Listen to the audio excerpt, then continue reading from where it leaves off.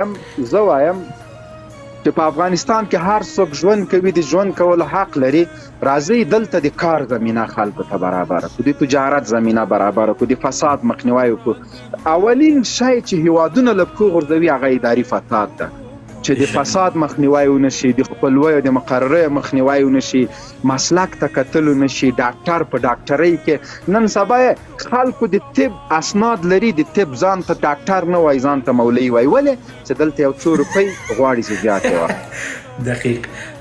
ښاغلی مبین، غواړم د دغه اولې خبرې نه درته یو شروع وکړم، یو څو خبرې څو نقطې ته اشاره ورته وکړل. ګوره زه د دې خاورې یو ځوان یم، په والله په بالله که زه د خپل د ځان دپاره یوه خبره ما کړې چې هر څه وایم د دې ولس دپاره یې وایم. که ما ملا باندې نیوکه کړې ده، زما هدف د ملا چې د نن ورځ په افغانستان کې څوک حاکمان دي، عالم دپاره زه له زړه نه ډېر احترام لرم. که دا اوس زه وایم چې زه د هغو عالمانو د هغو علماو خبرې خپله اورم او په خپل ژوند کې مې زه اکثره وخت ماته توهین کېږي، زه ورته خندا او مسکا کوم. ما دا مسکا له چا زده کړي؟ دا مې د همدغه عالم له خولې زده کړي دي چې چا بد ورځ درته ویلې ته ورته مسکا وکړه، ته ورته وخانده، ته ورته بیرته ځواب مه ورکوه. ما د یو ښه عالم له خولې اورېدلي. ما خپل ټول ژوند د پیغمبر علیه السلام د سیرت په حد اقل که نسم کولی، ټول نشم کولی، یو څه ناڅه خو د هغه اخلاق په ځان کې زه پیدا کړم، نو دا ما له عالمه زده کړي دي. زه په کم خوله پاڅېږم د عالم توهین وکړم؟ زما پلار هم مسلمان، زما مورجان هم مسلمانه وم، دا کورنۍ مې هم مسلمانه. زه څنګه اوسم کولی چې زه د خپل د ټولنې تر ټولو هغه انسان چې هغه زه ورته ډېر زیات احترام ولرم، هغه ته زه خدای مه کړه بیا یو ځل راپاڅېږم توهین شروع کړم؟ نه.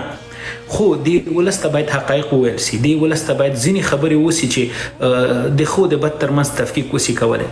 زموږ په ټولنه کې ملا ته د تقدس درجه ورکول سوې ده. د دغه تقدس درجې له وجې په افغانستان کې نن ملا چې هر څه غواړي هغه کوي. لکه دا تا چې اوس ویل یو ډاکټر راپاڅېږي ځان ته ملا وایي چې تو درېږه پیسې وګټي، تو درېږه چې یو څو روپۍ ډېرې پیدا کړي. نو د موږ هدف چې شی ده چې زما د ولس په منځ کې که ملا ته ډېر زیات احترام کېږي، نو ملا هم باید خپل حیثیت وپېژني که نه. په ټولنه کې باید هغه څه وایي چې کوم په رښتوني ډول باندې یو عالم یې کوي، خو نه یې کوي بدبختانه. هغه تم په دې خبر یم، زم خبر یم او زه پې تکرار غږېدلی.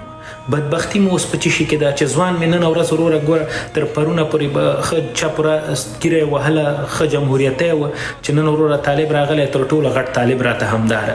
نو زه د دې ولس ته په پیل کې خو دغه خلقي ما په دې ولس باندې وپېژندل چې دا دوه مخي باید تاسو وپېژنئ. دویمه ډله د هغه چې دا ولس ته ولس هم باید ځان دپاره سرې کرښې وټاکي، ځان دپاره معیار وټاکي چې ګوره که ته په ما باندې ډاکټر غني را باندې حاکم کېږي او که ملا هیبت الله خان را باندې حاکم کېږي، څوک هم که حاکمي، خو دا زما سرې کرښې دي. که څوک هم دغه سرو کرښو نه خواته تېرېږي هغه زما مشر نه ده او زه ورته احترام نه لرم.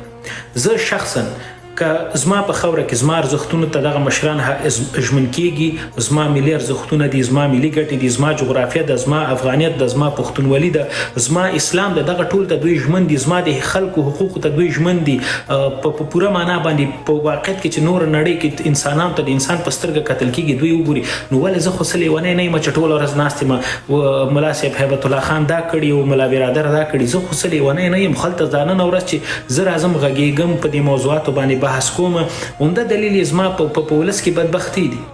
زه په دې خبر یم چې ښاغلی مبین چې تاسو هم خپلې نیوکې لرئ، خپلې هم ځینې توضیحات لرئ چې باید دې ولس ته یې ورکړئ. خو زه په تا باندې ځکه نیوکه نه کوم چې تا د خپل اړخه خپل غاړه خلاصه کړې ده. اوس دا ولس پاتې او په حاکم چې څوک د هغه ده باید د دوی ترمنځ دغه خبرې مشترکې ټول وسي. زه هم باید وکم، بل یې وکړي، ته یې وکړي چې تر څو پورې دغه ستونزې حل شي. 3 کاله وګوره د نجونو پر مخ ښوونځي تړل شوي دي، یعنې دا ډېر ستر ظلم د دې ولس په حق کې ده. ما د لایو عنوان هم همدا شی ده چې زموږ راتلونکی، او بیا مې دوه ندایې ورکړي چې یعنې مطلب نامعلومه ده کوم خواته به ځو موږ. 3 کاله زما خویندې په افغانستان کې په کور کې نه ولیدي، د هغو د حالت ته څوک خبر دي؟ که دا اوس همدغلته په دې افغانستان کې د دې شته حاکمانو له اولادونه یو ګورې وروره د چا به په یو ملک کې درسونه وي، د بل به په بل ملک کې درسونه وي، خو په دې ولس کې په خویندو باندې مکتبونه، پوهنتونونه بند، کار بند، زندگی، دا خو ټول هغه حقایق دي. باید زه یې ووایم د یو ځوان په صفت که په دغې خبرې باندې ما څوک وژني، په دې مې څوک څه راسره کوي، ما ورته خپله وینه بخلې ده. زه خو داسې نشم کولی چې د ظلم په مقابل کې خپله خوله بنده کړم. نو دغه د نن ورځ چې زه ملا پسې غږېږم، ملا باندې